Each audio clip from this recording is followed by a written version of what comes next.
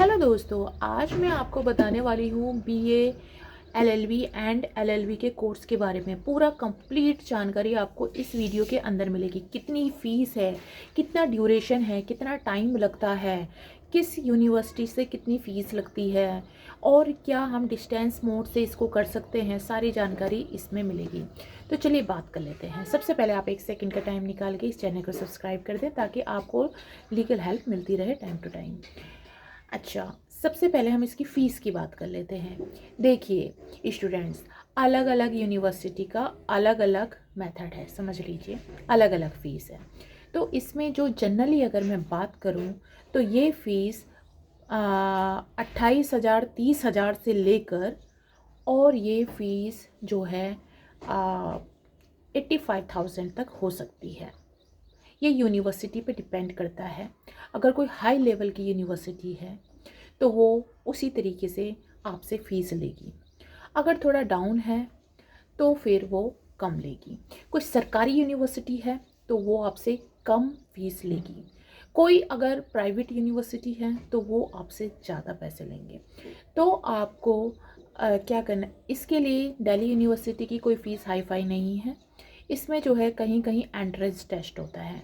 अगर आप entrance test लिया जाता है, अगर मेरिट लिस्ट तैयार होती है, अगर उस मेरिट लिस्ट में आपका नंबर आ जाता है, यानी जितनी सीट्स अवेलेबल हैं उस सीट में आपका कट ऑफ में नंबर आ जाता है तो आप उसके लिए एलिजिबल हैं। ठीक है, एंट्रेंस टेस्ट लिया जाता है। अच्छा, दूसरा फ़ीस की बात कर रहे हैं हम यहाँ से। अच्छा, मैंने जो फ़ीस बताई आपको 25,000 मिनिमम, 28,000 रुपये मिनिमम, ये ईयरली है, ईयरली बता रही हूँ। अगर सेमेस्टर वाइज देख रहे हैं तो एक साल में 2 सेमेस्टर होते हैं, तो उसकी दोनों सेमेस्टर यानी एक साल लगा लीजिए, उसकी आपकी 28-30,000 मिनिमम। ठीक है, मिनिमम की बात कर रही हूँ। तो ईयरली होगी आपकी 28-30,000 रुपये।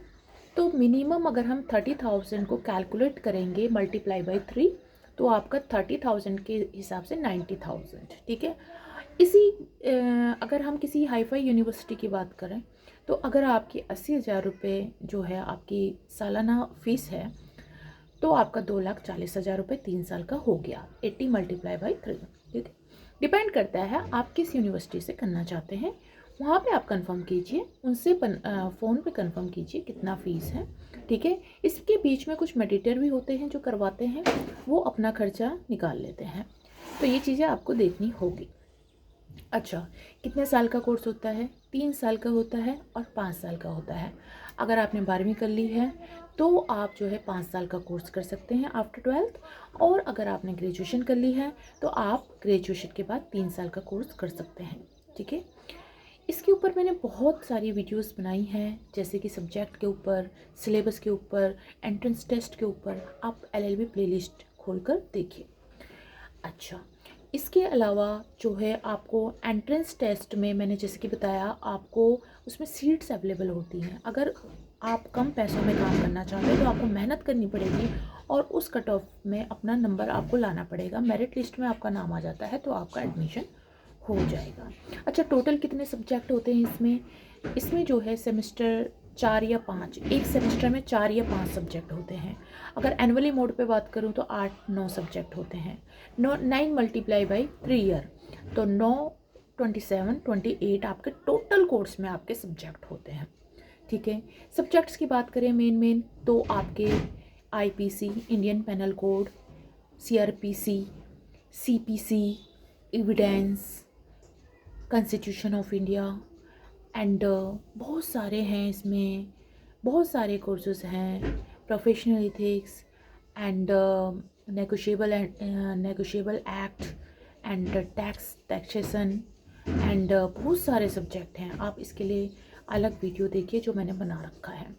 तो इस तरीके से आपको फ़ीस का पता चला, एंट्रेंस टेस्ट का पता चला, और आप कुछ भी मुझसे पूछना चाहते हैं तो आप कमेंट सेक्शन में कमेंट दीजिए, उसके ऊपर मैं वीडियो बनाऊंगी। ये 3 साल का कोर्स मैंने आपको बताया ग्रेजुएशन के बाद ही होगा। अच्छा, ये मैटर नहीं करता कि आपने बीकॉम कर रखा है, आपने आपके पास साइंस स्ट्रीम है, ये मैं 12th वालों के लिए भी बोल रही हूँ। Science, arts, commerce doesn't matter, ये मैटर नहीं करता है। कोई भी आपके पास स्ट्रीम है आप कर सकते हैं। ठीक है, इसमें कोई बाउंडेशन नहीं है। नेक्स्ट क्वेश्चन आपके माइंड में ये भी आता है, कई बार मैं कमेंट पढ़ती हूँ कि इसमें एज क्या होनी चाहिए। 18 साल से ऊपर हो आप, ठीक है, और इसमें मैक्सिमम एज का कोई बाउंडेशन नहीं है, कोई रूल नहीं है ऐसा, ठीक है। सुप्रीम कोर्ट के द्वारा साफ साफ तौर पे कहा गया है इसमें नो एज बाउंडेशन, ठीक है। तो आप इसको देने के लिए एलिजिबल हो, इसको करने के लिए इस कोर्स को, ये कोर्स कर लेते हो, उसके बाद आपको एक छोटा सा एग्ज़ाम देना पड़ता है AIB का, ऑल इंडिया बार काउंसिल का। वो पास करेंगे, फिर आप प्रैक्टिस के लिए एलिजिबल हो जाएंगे। आप कोर्ट में प्रैक्टिस कर सकते हैं, अपने क्लाइंट के केस ले सकते हैं, अपना वकालतनामा लगा सकते हैं, ठीक है। अच्छा, बात आई डिस्टेंस मोड की। डिस्टेंस मोड पे कर सकते हो, इसका आंसर है नो। डिस्टेंस मोड पे आप नहीं कर सकते हो।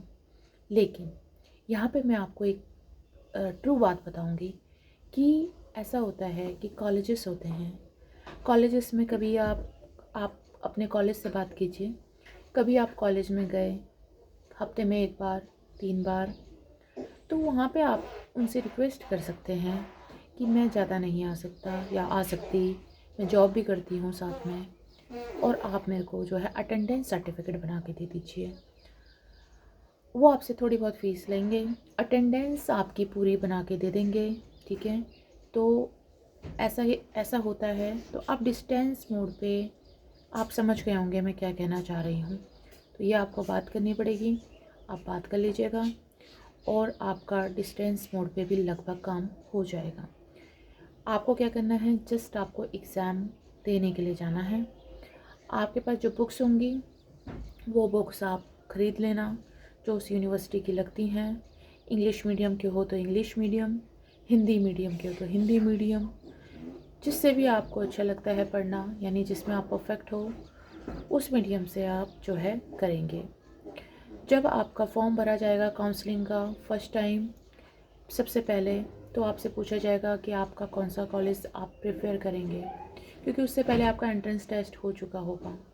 एंट्रेंस टेस्ट अब सारी ही यूनिवर्सिटियों में है, अप्लाई कर दिया गया है लगभग। तो आपको बताना है जिस कॉलेज से आपकी बात चल रही है या जिस कॉलेज को आप चाहते हो, जो बढ़िया कॉलेज हो, उसका नाम आपको मेंशन कर देना है, वो कंप्यूटर में सेट कर देंगे।